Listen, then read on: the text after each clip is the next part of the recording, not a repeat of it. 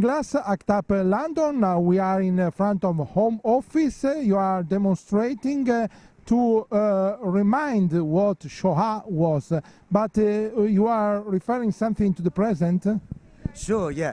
I mean, it's Holocaust Memorial Day in 2 days' time, so we've come here because we didn't want to compete as such with all the events going on Wednesday, and we wanted to start the week to say it's not okay to carry on business as usual outside the Home Office when they're exploiting migrants and not opening up their borders to people in need.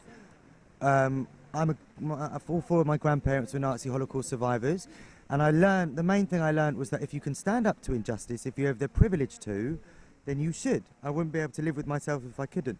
So today's ceremony was opened up by Ruth, who's a Holocaust survivor, who was saying that the past is never the past. We can't look at the Nazi Holocaust as something in history that should just be taught in history classes without seeing the relevance now. Obviously the Holocaust isn't happening now, but the infrastructure that enables it to happen is, such as racist border policies, such as racist stop and search, such as massive surveillance, such as the Prevent Law, such as racist detention centres and charter flights and sending people back to places where they could be in danger.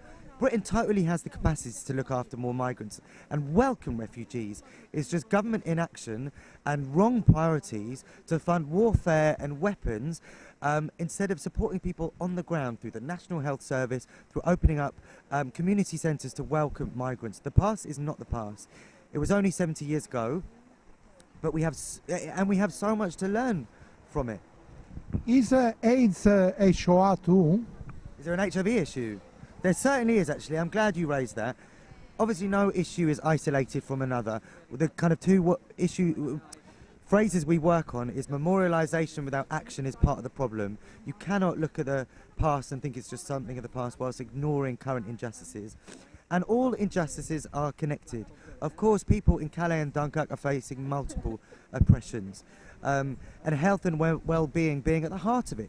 So a lot of us are involved in ACT UP London, and we're working with groups like Movement for Justice to support people living with HIV and other conditions to live the best life that they can.